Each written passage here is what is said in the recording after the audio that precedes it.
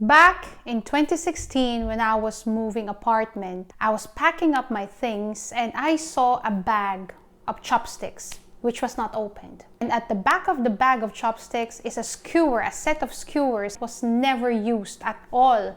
So as I sat there on the floor looking at the chopsticks, thinking to myself, I'm not even Japanese. Why do I even have this bag of chopsticks? And such is the buying habit that I developed during the time when I was just sitting on the floor right there and then. I decided to myself, I will be more intentional when it comes to buying anything at all. I will certainly understand first what I would need the product for, why do I need it, and when will I use it. So in this video, I want to share with you the top 10 products that I no longer buy. The first one is brand new car. I am absolutely not a proponent of buying brand new cars. As soon as you buy brand new cars and you lose 20% of the value of the car. I am a strong, established, and stable proponent of buying used car. Do not buy a brand new car. Most especially, do not buy a luxury car just because you want people to think you are successful. I've been there, I've done that. It was certainly not worth your time, your energy, your resources. Take it from me, I have learned it and I will not do it again. When I buy a car, it's because I am happy with it and I can afford it. I will not take a loan for it and I buy it. If I cannot pay for it and I have to take a loan for it, then it means that I cannot afford it, and I always try to live within my means. And that's the reason why I am not indebted. I haven't had any debt for more than 10 years now. The only debt that I have is, of course, my monthly credit card expenses, which I pay in full every single month. Do not buy a luxury car or an expensive car just to show off or lift your social status for people to think you are successful. And I believe this is the same case with buying a house. A house is a huge commitment. Do not buy a house just because you want people to think you are successful. That is never the case. Success or wealth is never measured on what you possess. If you will buy a brand new car or an expensive car for people to think that you have made it, that you are successful, but then you don't have any asset, you don't have any investment, you don't have any savings, then you yourself know that you are a fake rich. You're not rich really, you're not wealthy, you're just showing it off. Fake rich are the people who show off things that they have but don't necessarily have any asset in their name. A car is not an asset. It's never an asset. A car is a liability. An asset is something that gives you cash flow. Second thing that I no longer buy is trendy gadgets or newly released gadgets. The phone that I have was released in 2016. It's an iPhone 7 Plus, and I had it in 2016 and I never changed it.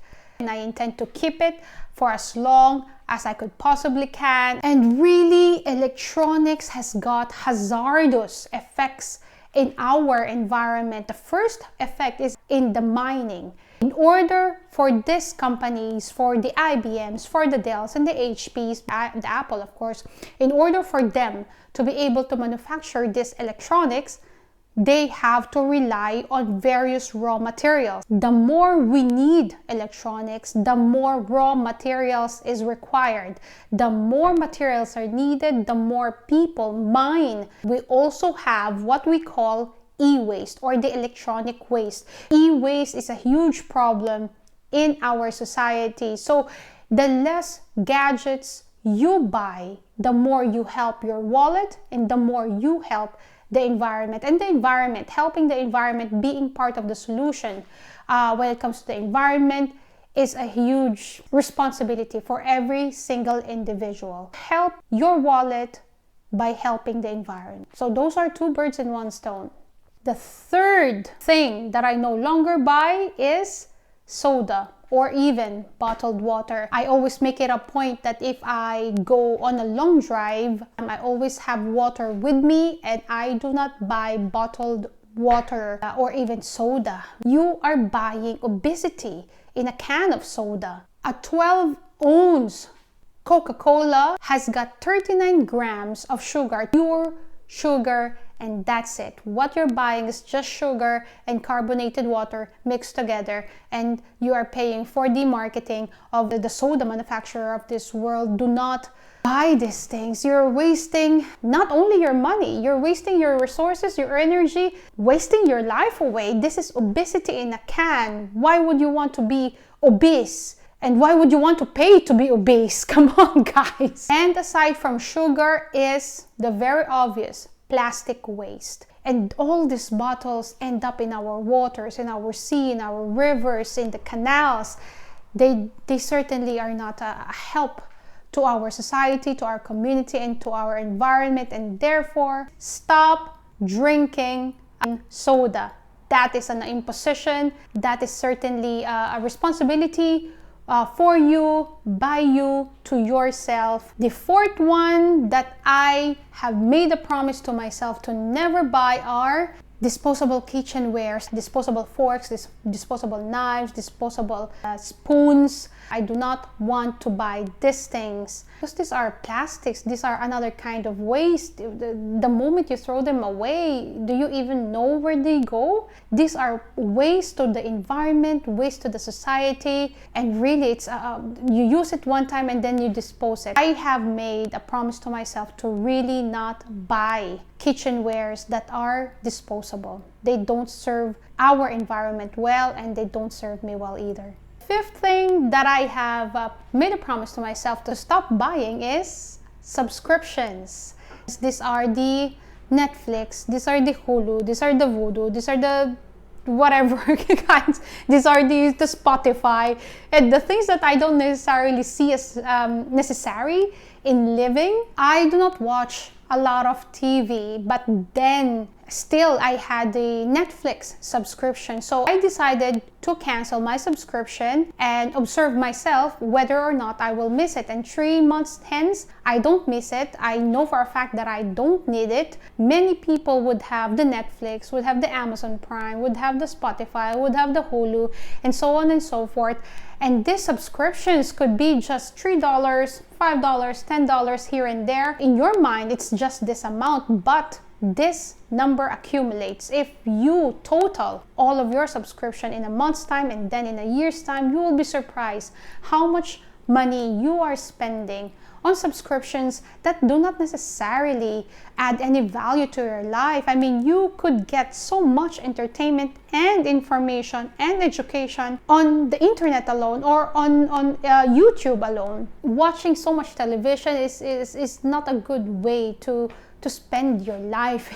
Go to the gym, use this cost of a subscription and go to the gym and gym away. I always have gym membership. These days I have a swim club membership. So what I do is that I have 3 months gym club, and then I have got the aquatic membership. So I do the alternate so that I don't get bored. I'd rather spend my resources on those membership than spend the money on various subscriptions that do not really do me good. The sixth thing that I absolutely refrain from buying, takeaway coffee. I always make it a point whenever I leave home that I have prepared coffee with me and I take it with me. I am always baffled by people who queue at Tim Hortons and wait 10-15 minutes to buy coffee that you can prepare yourself at home. And Tim Hortons, really, it's not a good coffee. They don't sell good coffee there. So I don't truly understand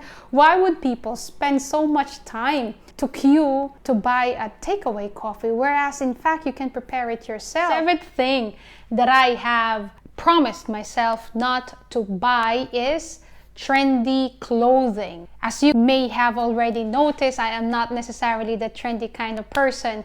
My clothing are always the comfortable, because I do not have so much clothing. Since I moved here in this house, I have already given out or thrown away many of my clothes, and the same is the case when it comes to my shoes. I have thrown away and given out many of my shoes as well. I only keep my shoes as minimalist as possible, and the same with my clothing. I do not buy clothes because of trend. I buy clothes because it is comfortable. The true essence of buying or spending your resources on certain commodity is asking yourself, is it necessary? Will it add value to your living or to your life? And is it going to be useful for you in the next foreseeable years, really? And nothing is more fashionable than you being comfortable with your own skin and being confident. Those things never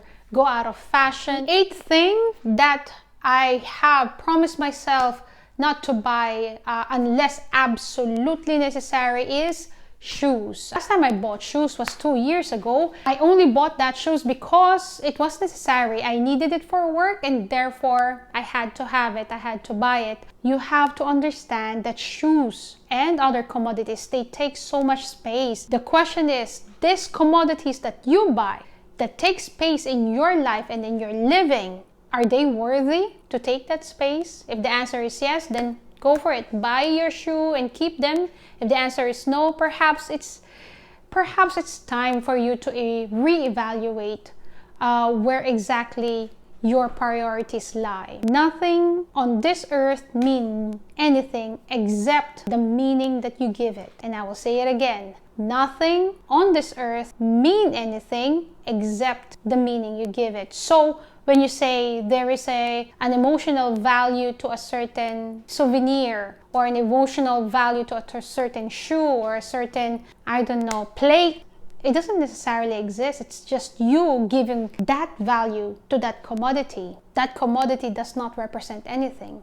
It represents something because you gave value to it. Now, wouldn't it be more valuable if you just move on from it and give it to somebody else who is able to actually use it? The 9th thing that I have made a promise to myself to never buy: books. I used to buy a lot of books, and I love reading.